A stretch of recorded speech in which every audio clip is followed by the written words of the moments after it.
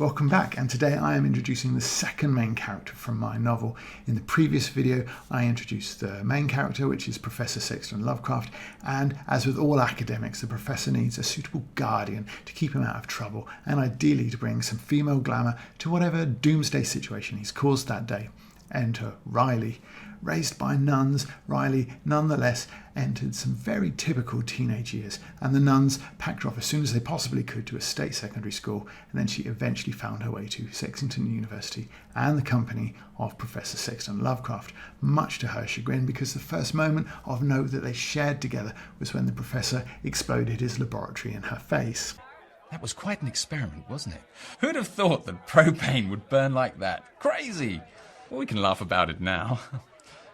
Well, thanks for not suing. As you can imagine, when you're a teenager and your primary concern is not having a fool made of you or having a laboratory exploded in your face, it was quite a traumatic situation for her. Since then, their paths have crossed rather more regularly than she would have liked. Riley is like most students. She's adverse to working hard, and in fact works so hard at avoiding working hard it would be simpler to do the job in the first place. What was that? Do you even know what you're doing? Of course. I'm studying applied physics, advanced physics, quantum physics. My records indicate that you are failing. So, some of the best scientists failed their exams. Being a young student and having had a sheltered upbringing, Riley is completely out of her depth in all the strange, crazy situations that she finds herself in. What about you? What do you do? Oh, I sell herbs, spices, biological weapons. Spices and weapons? Of course, one man's turmeric is another man's thermonuclear apocalypse. Have a sample. You'll give Sexton my card when you see him. However, she still has more street smarts than the professor, an immortal who's lived on this planet for infinity.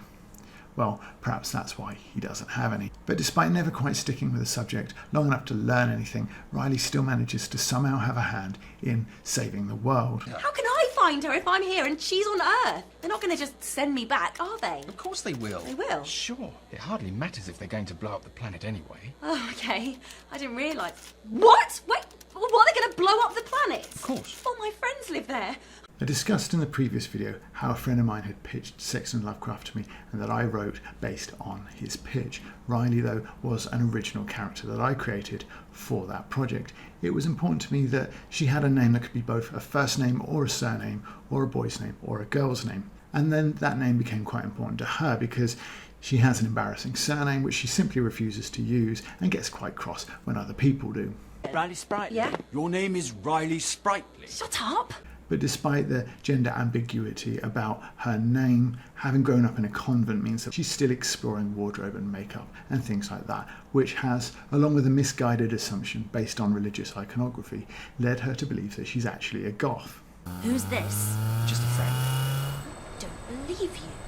My engine is barely cooling and you're already hooking up with some hussy. Oh, excuse me. Please, you dress like a tramp.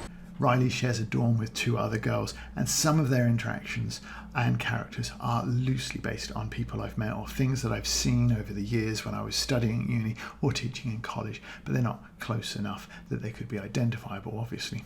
This is a science fiction comedy after all, so everything is dialed up to 10 and 11. Should be simple enough.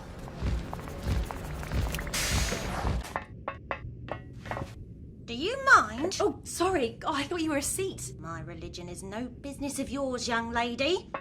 I'll have to shed my upholstery now. Nothing washes off human butt stink.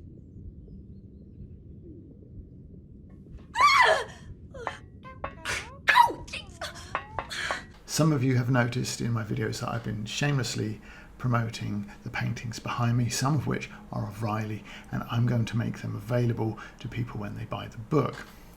Where the project stands at the moment is that the text is finished. Depending on the feedback of the last 2 or 3 people who've got a copy, it will then be proofread again, and while that's happening, I'll be looking for an artist to do the cover.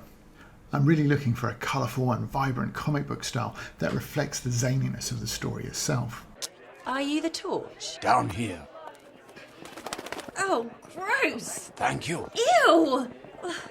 So thank you for watching. I hope that these videos are whetting your appetite for the story. I'm proud of what we've got so far, and I'm hoping that you are going to really enjoy it when it comes out.